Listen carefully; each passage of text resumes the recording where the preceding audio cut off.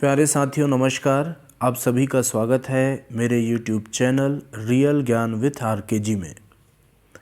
दोस्तों, आज के इस वीडियो लेक्चर में मैं मन्नू भंडारी जी द्वारा रचित एक प्रसिद्ध उपन्यास आपका बंटी नामक उपन्यास का सारांश प्रस्तुत करने जा रहा हूँ।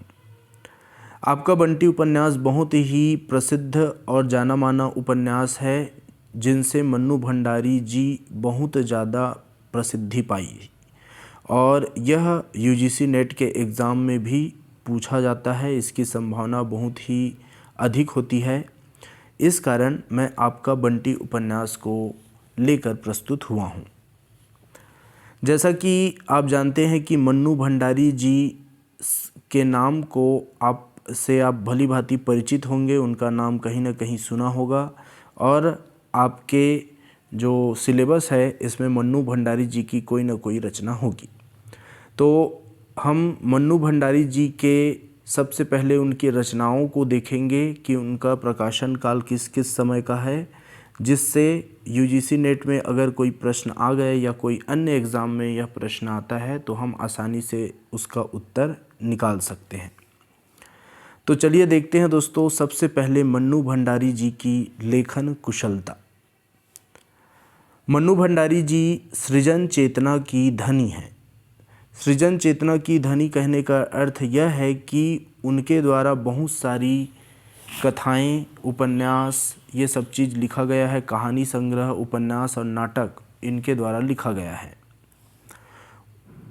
उनकी जो सृजन करने की जो शक्ति है वह बहुत ही अच्छी है और उनका जो कहानी, उपन्यास या नाटक विधा है वो आधुनिक जीवन से परिपूर्ण रहती है। उनमें आधुनिकता दिखाई देती है।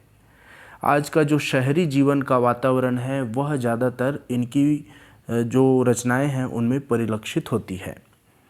तो सबसे पहले इनकी रचनाओं को देख लेते हैं। इन्होंने अनेक मौलिक रचनाओं का सृजन किया। उनकी रचनाओं पर उनके व्यक्तित्व की छाप स्पष्ट रूप से दिखाई पड़ती है, क्योंकि वे रचनाएं सधी हुई कलाकार की अमूल्य निधि है। मन्नू जी ने कहानी, उपन्यास और नाटक विधा को अपनी रचनाओं के माध्यम से विकसित करने का प्रयास किया है। उनकी रचनाएं इस प्रकार हैं। तो सबसे पहले मन्नू भंडारी जी की कहानी संग्रह को देख लेते हैं। इनके कहानी संग्रह में पहला है मैं हार गई। मैं हार गई, यह 1957 में प्रकाशन हुआ था इसका। इसके बाद है तीन निगाहों की एक तस्वीर। इसका प्रकाशन 1959 में हुआ था। यही सच है, इस कहानी संग्रह का प्रकाशन 1966 में हुआ था। उसी तरह एक प्लेट सैलाब 1968 ईस्वी, त्रिशंकु कहानी संग्रह 1978 ईस्वी और आँखों देखा झूठ, यह जो है वह बाल कहानियों का संग्रह है। सन 1976 में इसका प्रकाशन हुआ था। तो यही सच है और त्रिशंकु बहुत ही ज़्यादा इसको पूछे जाने का वो रहता है, संभावना रहता है। ठीक है। इसके बाद हम देखते हैं उपन्यास। उपन्यास में एक इंच मुस्कान, यह एक सहयोगी उपन्यास है, अर्थात इन्होंने सहयोग प्रदान करके इस उपन्यास को लिखा है। सन 1961 ईस्वी। उसके बाद आता है आपका बंटी उपन्यास। आपका बंटी उपन्यास का प्रकाशन 1971 ईस्वी को हुआ। इसके बाद है स्वामी, सन 1982 ईस्वी। फिर आता है महाभोज, सन 1976 ईस्वी। इसके अलावा है कलावा बाल उपन्यास, 1971 ईस्वी। तो उपन्यास की दृष्टि से आपका बंटी और महाभोज, इनके प्रकाशन वर्ष को पूछे जाने का बहुत ही ज़्यादा संभावना रहता है। इसके बाद इनके नाटकों को दृष्टिपात कर लेते हैं। इनके नाटक है बिना दीवारों का घर, 1966 और महाभोज यह जो उपन्यास है दोस्तों, इसका नाट्य रूपांतरण भी किया गया महाभोज का महाभोज नामक नाटक से। तो सन 1983 ईस्वी में इसका नाट्य रूपांतरण हुआ और मन्नू भंडारी जी की कहानी के 3 संग्रह हमें मिलते हैं। श्रेष्ठ कहानियाँ नाम से कहानी संग्रह मिलता है जो कि 1969 ईस्वी में प्रकाशित हुआ। मेरी प्रिय कहानियाँ, यह कहानी संग्रह है, 1979 में प्रकाशित हुआ। और सप्तपर्णा सन 1982 ईस्वी में इसका प्रकाशन हुआ। तो मन्नू भंडारी का जो उपन्यास है दोस्तों, महाभोज, महाभोज उपन्यास का नाम आपने सुना होगा। इसका अभिमंचन भी कई स्थानों पर हो चुका है। इनका नाटक जो है बिना दीवारों का घर भी कई नाट्य मंचों से अभिमंचित किया गया है। इनके अलावा इनकी कई कहानी हैं, जैसे अकेली, चश्मे तथा त्रिशंकु आदि का भी सफल अभिमंचन हुआ। बाद में त्रिशंकु जो कहानी है, इस पर आधारित टीवी फिल्म भी निर्मित की गई। एखा ने आकाश नाई, इस कहानी पर बासु चटर्जी ने शबाना आज़मी तथा अमोल पालेकर को लेकर जीना यहाँ के नाम से एक फिल्म बनाई। तो इस प्रकार दोस्तों, इन रचनाओं को देखने पर यह स्पष्ट हो जाता है कि मन्नू भंडारी प्रतिभा की धनी कथा लेखिका है। उनमें यथार्थ का आग्रह है, मनोविश्लेषण की गहराई है और सबसे बढ़कर जीवन की सापेक्ष दृष्टि तथा नई संवेदनाएं तीव्र रूप में उजागर होती हुई दृष्टिगोचर होती है। तो दोस्तों, यथार्थ, मनोविश्लेषण, जीवन की सापेक्ष दृष्टि और संवेदनाएं, ये चारों चीज़ जो है इनके कहानी, कथा और उपन्यासों में हमें देखने को मिलता है। तो ये सभी गुण आपको आपका बंटी नामक उपन्यास में भी आपको देखने को मिलेगा। तो जैसे ही इसका हम वाचन करेंगे, इसके सारांश का, आपको समझ में आ जाएगा कि ये इन सभी चीज़ों को बहुत अच्छे तरीके से अपनी रचनाओं में शामिल किए हैं। तो चलिए देखते हैं आपका बंटी उपन्यास के पात्रों को। तो आपका बंटी उपन्यास में मुख्य 12-13 पात्र हमें देखने को मिलता है, जिसमें से जो बंटी है वह इस उपन्यास का नायक है, जो कि एक बच्चा है। उसके बाद आता है शकुन। शकुन एक नायिका है जो कि बंटी की माँ है। तो उपन्यास का नायक बंटी और उपन्यास की नायिका है शकुन, जो कि बंटी की माँ है। अजय जो है वह बंटी के पापा अर्थात शकुन के पति हैं। मीरा जो है शकुन की सौतन है, अर्थात अजय का संबंध मीरा से हो जाता है और शकुन को अजय छोड़ देते हैं। तो शकुन की सौतन कौन है? मीरा। फिर वकील चाचा। वकील चाचा जो है अजय के वकील हैं। डॉक्टर जोशी। डॉक्टर जोशी एक प्रख्यात चिकित्सक रहते हैं और साथ ही विदुर भी हैं। और डॉक्टर जोशी से शकुन का अटैचमेंट हो जाता है धीरे धीरे, जब शकुन के पति अजय जो है वह शकुन से तलाक ले लेते हैं। तो डॉक्टर जोशी यहाँ पे शकुन का प्रेमी के रूप में हमें दिखाई देता है। उसके बाद फूफी नाम जो आया है वो आया है, जो कि बंटी की देखभाल करती है। फिर टीटू और कुन्नी। टीटू और कुन्नी जो है बंटी के आस पड़ोस के साथी हैं। उसी तरह 9वां जो पात्र है वो है अमी। ठीक, ये जो है डॉक्टर जोशी की बेटी रहती है। उसके बाद देखते हैं हीरालाल, माली दादा और बंशीलाल। ये जो 3 पात्र यहाँ पे आए हैं दोस्तों, ये वफादार नौकर हैं। ठीक है, तो हीरालाल, माली दादा और बंशीलाल इस उपन्यास में वफादार नौकर की भूमिका में हैं। तो इस तरह से आपका बंटी उपन्यास के मुख्य पात्रों को आपने जान लिया। अब हम चलते हैं आपका बंटी उपन्यास का कथा सार या कथा वस्तु का सारांश। तो कथा वस्तु को पढ़ने से पहले दोस्तों आपको बता दें कि आपका बंटी उपन्यास जो है वह 16 अध्याय में बटा हुआ है। 16 अध्याय में यह बटा हुआ एक बृहत उपन्यास है, जिसमें हमने सभी अध्यायों को संक्षेप में प्रस्तुत करने की कोशिश यहाँ पे कर रहे हैं, जिससे आपको बहुत ही अच्छे तरीके से यह उपन्यास समझ में आ जाए। तो चलिए दोस्तों शुरू करते हैं आपका बंटी उपन्यास का पहला अध्याय। पहले अध्याय में इस उपन्यास में सबसे पहले बंटी और उसकी माँ अर्थात शकुन का परिचय प्राप्त होता है।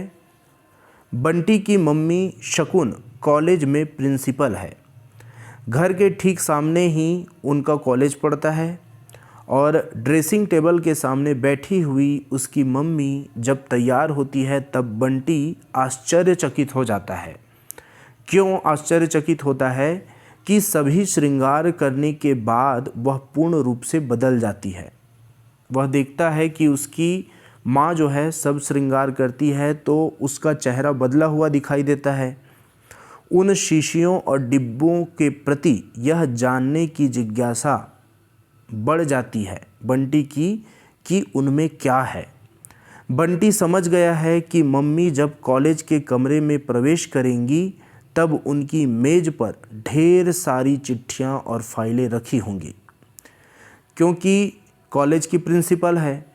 कॉलेज जाने से पूर्व मम्मी जो है बंटी को समझाती है, देखो बेटे धूप में बाहर नहीं निकलना, और वह एक राजा बेटे की तरह मम्मी के आदेश का पालन करता है। तो अब तक हमने देखा कि बंटी के मनः मस्तिष्क में उसकी माँ के दो रूप काम करते हैं, एक मम्मी का और दूसरा प्रिंसिपल का। मम्मी रूप में शकुन ममतामयी है, लेकिन जब वही मम्मी कुर्सी पर बैठती है तो उसका चेहरा अजीब तरह से सख्त हो जाया करता है। लगता है मानो अपने असली चेहरे पर कोई दूसरा चेहरा लगा लिया हो। मम्मी के पास ज़रूर एक और चेहरा है, यह बंटी सोचता है। चेहरा ही नहीं, आवाज़ भी कैसी सख्त हो जाती है। बोलती है तो लगता है जैसे डांट रही हो। तो इस तरह से बंटी सोचता है। बंटी की मम्मी का प्रिंसिपल रूप तनिक भी बंटी को अच्छा नहीं लगता है। इस रूप में उनका व्यवहार अत्यंत रूखा और कटु प्रतीत होता है। इसीलिए अब वह मम्मी के साथ कॉलेज नहीं जाता, क्योंकि वहाँ वह मम्मी नहीं केवल प्रिंसिपल होती है। बंटी जो है स्कूल में पढ़ता है। स्कूल की छुट्टी के दिन समय व्यतीत करना बंटी के लिए बहुत कठिन हो जाता है। बगीचे में लगे फूलों का वह बहुत ध्यान रखता है। बंटी की मम्मी के घर में काम करने वाली आया, जिसका नाम है फूफी, जिसके हृदय में बंटी के प्रति असीम स्नेह और ममता है, उसके प्रति वह पूरा ध्यान रखती है। बंटी के पापा ने उसके लिए बंदूक भिजवाई थी, जिससे वह अक्सर खेलता रहता है। अपने खेल में वह अपने पड़ोस में रहने वाले साथी टीटू को भी शामिल रखता है। टीटू के माध्यम से ही बंटी को यह जानकारी होती है कि उसके मम्मी पापा में तलाक हो गया है, इसीलिए पापा अलग रहते हैं। अगर कभी उसके पापा आते भी हैं तो सर्किट हाउस में ठहरते हैं, घर में नहीं। तो बंटी इस बात से भी आश्चर्यचकित है कि कैसे वह इन सारी बातों से अवगत नहीं हो पाया और टीटू ये सब चीज़ जानता है। तो बंटी के मन में टीटू की बात से एक सहज ही जिज्ञासा उत्पन्न हो जाती है और फलस्वरूप एक दिन वह मम्मी से पूछ ही बैठता है कि पापा हम लोगों के साथ क्यों नहीं रहते। इसके साथ ही उसने यह भी कहा कि टीटू ने उसे यह बताया है कि मम्मी पापा की लड़ाई को तलाक कहते हैं। इस बात से मम्मी का मन अंदर से दुख से भर उठता है। वह कहती है कि पापा जी नहीं है तो क्या, वह तो आखिर तेरे साथ ही रहती है। तो इस तरह से बंटी को देखा जाए तो बंटी एक संवेदनशील बालक है। वह भीतर से स्थिति को महसूस करता है, इसलिए मम्मी को अधिक दुख नहीं पहुंचाना चाहता। ऊपर से बंटी शांत रहता है, किंतु वह भीतर ही भीतर सोचता रहता है कि क्या मम्मी को कभी पापा की याद नहीं आती है। वह अपने आप को उस परिस्थिति में डालकर अनुभव करता है कि टीटू और कुन्नी से 2-3 दिन बोले बिना तो वह रह सकता है, लेकिन आगे नहीं। तो कल वह टीटू से तलाक के विषय में और भी बहुत कुछ पूछेगा कि तलाक की दोस्ती कैसी होती है आखिर। यह बात उसके मन में आती है और पहला अध्याय समाप्त हो जाता है। दूसरे अध्याय में देखते हैं कि बंटी की मम्मी शनिवार को लंच के बाद कॉलेज नहीं जाती। गर्मियों में भोजन करके सो जाया करती है, किंतु दिन में बंटी को सोना कतई पसंद नहीं। वह बराबर पापा को याद करता रहता। हर क्षण वह यही सोचता रहता कि कभी किसी भी तरह से वह पापा के पास पहुंच जाए। मम्मी के सो जाने के बाद भी वह करौंदे की झाड़ियों में खेलने के लिए पहुंच जाता। अक्सर वह टीटू और कुन्नी के साथ इन्हीं झाड़ियों में खेलता है। एक दिन खेलते ही खेलते वह देखता है कि वकील चाचा आए हैं। मम्मी को वह वकील चाचा के आने की बात को बताता है कि वकील चाचा आए हैं करके। अब बंटी को यह मालूम है कि वकील चाचा उसके पापा के पास से होकर आते हैं। बंटी वकील चाचा से पूछता है कि इस बार पापा कब आएंगे। उसके पापा कलकत्ता में रहते हैं, वकील चाचा भी वहीं रहते हैं। तो बंटी को वह बताते हुए कहते हैं कि इस बार वह उसके पापा से मिलकर नहीं आए, वरना उसके लिए वह ज़रूर कुछ भेजते। वकील चाचा उससे पूछते हैं, अर्थात बंटी से पूछते हैं कि जो बंदूक तुम्हारे लिए भेजी थी वह तुम्हें पसंद आई या नहीं। तो बंदूक की प्रशंसा करते हुए उसने संतोष व्यक्त किया। वकील चाचा बंटी द्वारा निर्मित पेंटिंग्स को बहुत तारीफ़ करते हैं और मम्मी से कहते हैं कि तुम्हारा बेटा तो बड़ा ही कलाकार और गुणवान है। इस छोटी सी उम्र में ही बड़ी अच्छी पेंटिंग्स बना लेता है। आगे चलकर एक दिन वह निश्चय ही बड़ा कलाकार बनेगा। और यह सब सुनकर भी मम्मी शांत रहती है और कमरे में एक अजीब सी उदासी उतर आई है। सब कुछ स्तब्ध हैं। बंटी जो है इस बात से पूरी तरह अवगत हो चुका है कि वकील चाचा उसके पापा के पास से होकर आते हैं और मम्मी पापा के बीच संदेश का आदान प्रदान करते हैं। अर्थात जो वकील चाचा है वो संदेशवाहक का काम करते हैं दोनों के मध्य। आज बंटी वकील चाचा के आने पर अत्यधिक सतर्क हो गया है। यह इनकी परस्पर अर्थात अपनी मम्मी की और वकील चाचा की बातचीत सुनने के लिए चिंतातुर हो उठा है, ताकि मम्मी पापा के बीच का रहस्य उद्घाटन हो सके। वकील चाचा कहते हैं कि पापा चाहते हैं कि अब इस बात की कानूनी कार्यवाही भी कर ही डाली जाए।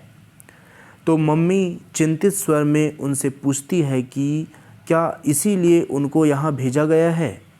तो वकील चाचा कहते हैं कि नहीं, वह तो अपने काम से आए थे। चाचा की बातों को सुनकर मम्मी टूट सी गई, क्योंकि यहाँ पे तलाकनामे पर आखिरी दस्तखत करने की बात वकील चाचा ने छेड़ दी। बंटी की आंखों में नींद नहीं आती। वह मम्मी के दुख भरे चेहरे को देखता रहता, क्योंकि पिछले 7 साल से मम्मी पापा से अलग रह रही है। शाम को वकील चाचा ने बंटी की मम्मी को बताया कि अजय ने तलाक के कागज़ पर हस्ताक्षर कर दिए हैं और अब बंटी की मम्मी को भी उस कागज़ पर दस्तखत कर देना चाहिए, ताकि उसे कचहरी में जमा करके कोई तारीख निश्चित हो जाए और दोनों स्वतंत्र जीवन जी सकें। बंटी जो है उन दोनों की बात को छिपकर सुन रहा है। दुर्भाग्यवश उसकी यह चोरी पकड़ी गई और मम्मी और वकील चाचा ने उसे वहाँ से भगा दिया। बंटी ने मम्मी और वकील चाचा की बातचीत के दौरान वकील चाचा के मुंह से एक वाक्य सुना था कि जब धुरी गड़बड़ा जाती है तो ज़िंदगी लड़खड़ा जाती है। तो यह जो वाक्य है बंटी ने सुना तो बंटी इसका अर्थ समझ नहीं सका। रात को सोते समय बंटी के मन में एक प्रबल इच्छा काम कर रही थी कि मम्मी से पूछे कि वकील चाचा पापा के विषय में क्या बात कर रहे थे, किंतु साहस के अभाव में वह ऐसा न कर सका। ऐसा करके वह मम्मी को और अधिक उदास नहीं करना चाहता था। अंततः एक ही बात उसके मन और मस्तिष्क पर छाई हुई थी कि मम्मी जो है उसको किस प्रकार से सुखी बनाया जाए। इसी उधेड़बुन और सुख दुख की लहरों में वह देर रात तक डूबता उतरता रहा और यही सब सोचते सोचते पता नहीं कब बंटी को नींद आ गई। तो दूसरा अध्याय ख़त्म हो जाता है। फिर तीसरा अध्याय में हम देखते हैं कि पिछले 2-3 सालों से शकुन अर्थात बंटी की मम्मी को यह अकेलापन बुरी तरह काटने लगा है। छुट्टियों में कॉलेज बंद हो जाने पर समय काटना अत्यंत कठिन हो जाएगा। कॉलेज के कार्यों में व्यस्त रहकर वह संतोष कर लेती है। इधर बंटी के लिए समस्या और भी अधिक गंभीर हो गई, क्योंकि अब उसे सारा दिन मम्मी के नियंत्रण में बिताना पड़ता है। मम्मी और पापा एक दूसरे से दूर हो चुके थे और उनके परस्पर मिलने की कोई संभावना नहीं रह गई। कल वकील चाचा ने उनके सामने जो प्रस्ताव रखा और आज जिसके लिए वह फिर आने वाले हैं, उससे उसे भीतर से जैसे पूरी तरह झकझोर दिया। लेखिका मन्नू भंडारी जी ने बंटी के मम्मी पापा की मनः स्थिति का वर्णन करते हुए लिखा है कि समझौते का प्रयत्न भी दोनों में से कोई अंडरस्टैंडिंग पैदा करने की इच्छा से नहीं करता था, वरन एक दूसरे को पराजित करके अपने अनुकूल बना देने की आकांक्षा से। तर्कों और बहसों में दिन बीतते थे और ठंडी लाशों की तरह लेटे लेटे दूसरे को दुखी, बेचैन और छटपटाते हुए देखने की आकांक्षा में रातें। भीतर ही भीतर चलने वाली एक अजीब सी लड़ाई थी वह भी, जिसमें दम साध कर दोनों ने हर दिन प्रतीक्षा की थी कि कब सामने वाले की सांस उखड़ जाएगी और वह घुटने टेक देगा, जिससे कि फिर वह बड़ी उदारता और क्षमाशीलता के साथ उसके सारे गुनाह माफ़ करके उसे स्वीकार कर ले, उसके संपूर्ण व्यक्तित्व को निरे शून्य में बदल कर। तो इस तरह मन्नू भंडारी जी ने मन्नू जो है वह मम्मी और पापा इन दोनों के बातों को बताया, इनके मन में क्या बात चलती थी उसको। वकील चाचा ने तलाक के कागज़ शकुन को दे दिए थे और अगले ही दिन कचहरी में चलकर हस्ताक्षर कर देने के लिए भी आग्रह किया था। दूसरे दिन नियत समय पर बंटी की मम्मी कचहरी चली गई और अपने पति अजय के साथ बरसों से चली आ रही तनातनी को कानूनी रूप दे दिया, अर्थात उन्होंने दस्तखत कर दिया तलाक के कागज़ पर। इस प्रकार उसके जीवन का एक अत्यंत महत्वपूर्ण अध्याय समाप्त हो गया। अब जब वकील चाचा जब भी आते हैं, बंटी की मम्मी का दुख और भी गहरा हो जाता। अजय के किसी दूसरी स्त्री से संबंध बढ़ने की सूचना तथा उसके साथ वैवाहिक बंधन में बंधने की खबर से बंटी की मम्मी का मन व्याकुल हो उठा।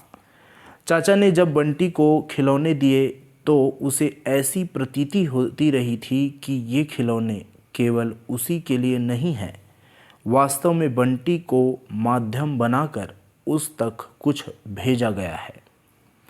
बाद में बंटी के पापा अजय भी आए थे। उन्होंने बंटी को बुलवाया था और उस दिन अजय के पास से लौटने पर वह बड़ी देर तक बंटी को दुलारती पुचकारती रही, जैसे कि बंटी वहाँ से अकेला नहीं लौटा हो, अपने साथ अजय को भी लाया हो। बंटी की माँ शकुन के लिए अजय को भूल पाना अत्यंत मुश्किल है। कुछ दिनों बाद उसने मन ही मन समझ लिया था कि अब किसी प्रकार की आशा करना बेकार है। चाचा अर्थात वकील चाचा ने भी उसे बताया था कि अब किसी भी प्रकार की आशा करना व्यर्थ है। उसने बड़ी गंभीरता से यह महसूस किया कि जैसे उन दोनों ने कभी प्यार किया ही नहीं। पिछले 7 वर्षों में विभागाध्यक्ष से प्रिंसिपल हो जाने के पीछे भी अपने को बढ़ाने से कहीं ज़्यादा अजय को गिराने की इच्छा ही शायद प्रबल थी। इतना सब कुछ होने के बावजूद उसे ऐसा लग रहा था कि जैसे वह अजय से हार गई हो। इधर वकील चाचा ने शकुन से बंटी के संबंध में बताया कि बंटी को अत्यधिक नियंत्रण में रखकर बंटी के व्यक्तित्व के सहज विकास में बाधा डालना अनुचित है। उन्होंने स्पष्ट शब्दों में बंटी की मम्मी को बताया था कि इस स्थिति की 2 परिस्थितियां हो सकती है, या तो तुम उसके स्वतंत्र अस्तित्व को समाप्त करके उस पर अर्थात बंटी पर हावी होने की कोशिश करोगी, या फिर अपने को बहुत ही उपेक्षित और अपमानित महसूस करोगी। उस समय तुम्हें यही लगेगा कि जिसके पीछे तुमने सारी ज़िंदगी बर्बाद की वह अब तुम्हें ही भूलकर अपनी ज़िंदगी जीने की बात सोच रहा है। उस समय तुम्हें बुरा लगेगा। आज अजय को लेकर तुम्हारे मन में जो कटुता है, हो सकता है वहीं फिर बंटी को लेकर हो, और आज से 10 गुना ज़्यादा हो। तो इस तरह से वकील चाचा ने शकुन को समझाया कि बंटी को अत्यधिक दबाव में न रखे। वकील चाचा ने शकुन से कहा था कि बंटी को हॉस्टल भेज देना चाहिए, यह उसके भविष्य के लिए ठीक रहेगा। पर बंटी की मम्मी ने यह महसूस किया कि इसके पीछे भी शायद अजय का ही कोई स्वार्थ है। वह चाचा को बताती है कि बंटी को हॉस्टल भेजने के बाद वह बिल्कुल अकेली हो जाएगी। चाचा ने उसे सलाह दी कि कहीं वह अपना अकेलापन खत्म करने के चक्कर में बंटी का भविष्य ही खत्म न कर दे। चाचा शकुन को सलाह देते हैं कि वह अपने बारे में एकदम व्यावहारिकता के साथ सोचे। जो कुछ हो गया उसे शकुन को भूल जाना चाहिए। वकील चाचा का कहना है कि वह केवल बंटी की माँ के रूप में ही नहीं बल्कि शकुन के रूप में भी जिए। अर्थात यहाँ पे जो वकील चाचा है शकुन को एक नए सिरे से ज़िंदगी जीने के लिए प्रेरित कर रहे हैं, कहने को वो कह रहे हैं। तो उनका दृढ़ विश्वास है कि बंटी के प्रति शकुन का अंधा मोह बंटी को विकसित होने में बाधक हो सकता है और इस तरह यह बौना होकर ही रह जाएगा। अर्थात उस जो बंटी की सोच है वह संकुचित ही रह जाएगी। फिर वकील चाचा बंटी की मम्मी शकुन से कहते हैं कि जो कुछ हो गया उसे भूल जाओ। अब जब भी तारीख पड़ेगी अजय आ जाएगा, तुम कोर्ट आ जाना। अब इस किस्से को ही ख़त्म ही करो। शकुन को एक बार ऐसा लगा जैसे वकील चाचा के माध्यम से अजय ही सारा उपदेश दे रहा है। शकुन के मन में अजय के प्रति गहरे प्रतिशोध का भाव है। जब से उसे अजय और मीरा के आपसी संबंध का पता चला है, वह भी डॉक्टर जोशी के संबंध में बहुविध सोचने लगी है। वास्तविकता यह है कि शकुन के मन में एक विचित्र सी भावना जागृत हुई कि बंटी के माध्यम से अजय को ही यातना देगी। अर्थात शकुन जब डॉक्टर जोशी के साथ हो जाएगी तो यातना किसको मिलेगी? बंटी को, और बंटी यातना पाएगा तो अजय को यातना मिलेगी। इस तरह से शकुन सोचने लगती है और इसी चिंतन अनुचिंतन के क्रम में वह जो है अर्थात शकुन जो है अपने व्यक्तित्व की डोर डॉक्टर जोशी की ओर ढीली करने की बात सोचती है। डॉक्टर जोशी जो है वह शहर के प्रसिद्ध चिकित्सक और विदुर है, अर्थात उनकी पत्नी नहीं है। चौथा अध्याय देखते हैं दोस्तों। वकील चाचा के जाने के बाद मम्मी और भी अधिक उदास रहने लगी थी। बंटी समझ नहीं पाता कि आखिर ऐसा क्यों है। आज बंटी के पापा आने वाले हैं। परसों ही उनका पत्र आया था। पिछली बार जब बंटी के नाम चिट्ठी आई थी तब तो मम्मी बहुत प्रसन्न थी और बार बार उससे पूछ रही थी। पापा से मिलकर जब बंटी घर वापस लौटा था तब मम्मी उससे अनेक प्रश्न कर रही थी। तलाक के प्रसंग में अजय आता है और सर्किट हाउस में ही ठहर जाता है, अर्थात वह बंटी के शकुन के घर नहीं आता। बंटी से मिलने के लिए वह उसे सर्किट हाउस में ही बुलाता है। मम्मी माली के साथ बंटी को भेज देती है। रास्ते में वह अनेक बातें सोचता रहा कि पापा से वह क्या क्या पूछेगा। तो बंटी की समझ में कुछ भी नहीं आता कि आखिर मम्मी पापा अलग अलग क्यों रहते हैं। वह उनसे तलाक के संबंध में भी पूछेगा। तो बंटी के पापा बंटी को कुछ किताबें, एक मैक्रोनी अर्थात होता है पास्ता, गेहूं आटे का बना हुआ जो रहता है, ठीक, पाइप के आकार का पास्ता, ठीक, और कॉफ़ी का एक डिब्बा देते हैं। बंटी के पापा कहते हैं कि वह कभी उन्हें चिट्ठी क्यों नहीं लिखता। तो बंटी जब पापा को बताता है कि वह ताश, लूडो और कैरम खेलता है तब बंटी के पापा अर्थात अजय उसे क्रिकेट, हॉकी और कबड्डी जैसे लड़कों वाले खेल खेलने की सलाह देते हैं। बाद में बंटी अपने पापा को अपने दोस्तों टीटू और कुन्नी के संबंध में भी बताता है। बंटी के मन में कभी कभी ऐसी इच्छा उत्पन्न होती है कि वह उनसे पूछे कि वह उनके साथ क्यों नहीं रहते। मन से वह यही चाहता है कि मम्मी पापा के बीच किसी भी तरह से मधुर संबंध स्थापित हो जाए, किंतु उसे लगने लगा था कि संभवतः किसी भी प्रकार यह सब होने वाला नहीं है। बंटी के पापा उससे कहते हैं कि छुट्टियों में इस बार वह उनके साथ कलकत्ता चले। उत्तर में बंटी कहता है कि मम्मी चलेगी तो वह चलेगा। तो पापा उससे कहते हैं कि Victoria Memorial, botanical garden, lakes और जू हम तुम्हें दिखाएंगे। यह बात बंटी के पापा कहते हैं। अगले दिन शाम को जो है वह पापा जो है बंटी को तांगे में बिठाकर घुमाते हैं तथा आइसक्रीम और चाट खिलाते हैं। बंटी के वापस लौटने में देर हो जाने के कारण पापा जो है उसे घर पहुंचाने के लिए स्वयं आते हैं और मम्मी पापा में इसी तरह औपचारिक ढंग से बातें होती हैं।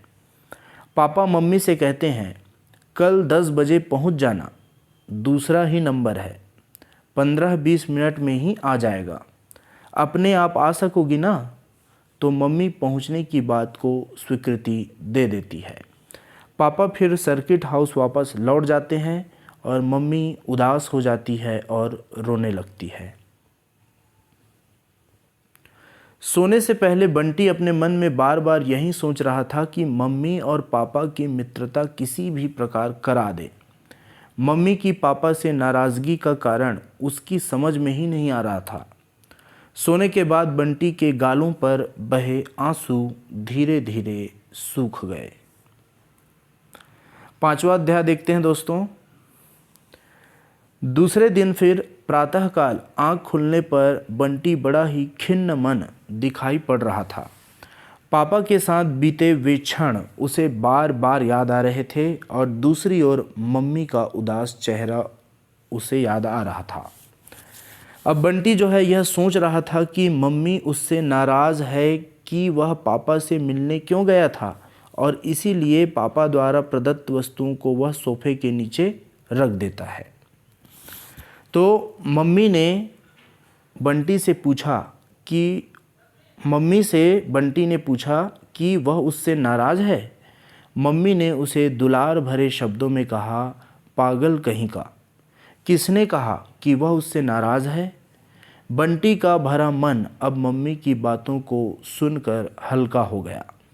आज मम्मी ने कॉलेज से छुट्टी ले रखी है क्योंकि पापा ने मम्मी को 10 बजे कचहरी पहुंचने के लिए कहा था। बंटी भी मम्मी के साथ जाना चाहता है लेकिन मम्मी उसे साथ नहीं ले गई। बंटी ने फूफी जो कि आया है बंटी की, उससे मम्मी के बारे में पूछा कि वह कहाँ गई है, लेकिन उसने भी उसे नहीं बताया। बंटी रोने लगा और नाश्ता भी नहीं किया और क्रोध में आकर उसने दूध और दलिए की कटोरी फेंक दी। कुछ देर बाद मम्मी घर वापस लौट कर आई। वह बहुत दुखी और परेशान दिख रही थी। बंटी ने इसे बड़े गहरे में महसूस किया। अपने हाथ से बंटी ने मम्मी को शिकंजी बना कर दी और मम्मी ने उसके हाथ में गिलास देखकर समझ लिया कि शिकंजी बंटी ने ही बनाई है, और फिर उनकी आंखों में आंसू छलछला आए। मम्मी पापा के बीच आखिर क्या हुआ, यह जानने को वह भीतर से बहुत उत्सुक था। दोपहर की बारिश के बाद उसका बगीचा एकदम ताज़ा और हरा भरा दिखाई दे रहा था। बंटी मम्मी से पूछता है कि क्या कुछ कहानियों में ऐसे पेड़ भी होते हैं जिनमें चांदी की पत्तियां होती है तथा सोने के फल, और उन फलों के अंदर मोतियों के दाने निकलते हैं? क्या वे ऐसे पेड़ नहीं लगा सकते? तो इन प्रश्नों को सुनकर मम्मी कहती है कि ये सब कहानियों की ही बातें होती है। तो मम्मी की यह बात सुनकर बंटी निराश हो जाता है। मम्मी ने रात को सोते समय जब बंटी को पुकारा तो बंटी ने उत्तर दिया। उसने कहा, हाँ माँ। बंटी जब बहुत खुश होता या लाड दुलार की मनः स्थिति में होता, तब वह अपनी मम्मी को माँ कहकर पुकारता था। तो मम्मी ने एक बार उसे बताया भी था कि उसका माँ संबोधन उसे बहुत ही अच्छा और प्यारा लगता है। मम्मी ने बंटी से पापा के साथ कल की बातचीत के बारे में पूछा कि क्या बातें हुई। तो बंटी ने बताया कि पापा छुट्टियों में कलकत्ता आने की बात कह रहे थे। फिर उसने बताया कि वह तो मम्मी के बिना कहीं जाता ही नहीं। बंटी की इन बातों को सुनकर मम्मी का मन दुख से भर गया। बंटी ने मम्मी से पूछा, आज जब सवेरे वह पापा के पास गई तो क्या बातें हुई? मम्मी ने कहा, अब होने को क्या बाकी है, अपने पापा को भूल जा। यह कहते कहते वह रोने लगी। माँ को रोते देख बंटी भी रोने लगा और मम्मी से कहने लगा, मम्मी रो मत, मम्मी रो मत। इसके बाद देखते हैं दोस्तों छठा अध्याय। इन सारी गतिविधियों से बंटी ने समझ लिया कि पापा से मम्मी की लड़ाई हो गई है और अब फिर इनमें परस्पर दोस्ती हो पाना कठिन है। इसलिए मम्मी को प्रसन्न रखने की जिम्मेदारी अब उसी के ऊपर है। इसलिए पापा के दिए हुए खिलौने से उसने खेलना भी छोड़ दिया ताकि उन खिलौनों को देखकर मम्मी का मन दुखी ना हो। इसके बावजूद भीतर से उसे पापा की याद बहुत सताती है।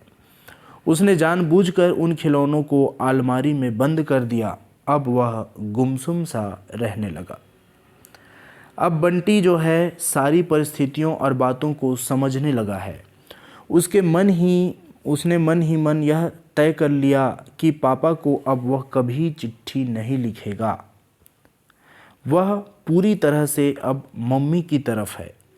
एक प्रकार से वह अपने मन में इस बात की प्रतिज्ञा करता है कि कभी भी वह पापा के विषय में नहीं सोचेगा। जब कभी मम्मी कॉलेज चली जाती है और वह अकेला हो जाता है, तभी उसे पापा की याद तीव्रता से सताने लगती है। ऐसी स्थिति में वह कलकत्ता के बारे में सोचने और स्वप्न देखने लगता है। यह भी एक विचित्र बात है, जब भी कभी वह पापा के अलग होने और रहने की बात सोचता है, तब मम्मी को और भी अधिक उदास और दुखी होते देखता है। मम्मी जो है वह बंटी से पूछती है कि क्या वह पापा के साथ रहना चाहता है। फिर मम्मी ने उससे प्रश्न किया कि क्या उसे पापा चाहिए। तो भीतर से तो वह पापा को भी चाहता है, पर कुछ स्पष्ट नहीं कर पाता। बार बार वह यही सोचता है कि पता नहीं उसे पापा मिल पाएंगे या नहीं। मम्मी के कॉलेज में पढ़ाने वाली उनकी सहेलियां शाम को जब आई तब बंटी ने सबसे प्रसन्नतापूर्वक बातचीत की। बाद में जब उससे यह कहा गया कि वह जाकर बाहर खेलें तब उसने अपने आप को अपमानित महसूस किया। रात में जब मम्मी डॉक्टर जोशी की कार में बैठकर उनके साथ घर आई तब बंटी को यह अच्छा नहीं लगा और ऐसे समय उसे अपने पापा की याद आने लगी। भीतर से बंटी का मन फूट फूट कर रोने का हो रहा था। तो दोस्तों, इस तरह से हमने अध्याय 6 तक देख लिया। नेक्स्ट वीडियो लेक्चर में हम आगे के जो सारांश बचे हैं उनको देखेंगे। धन्यवाद।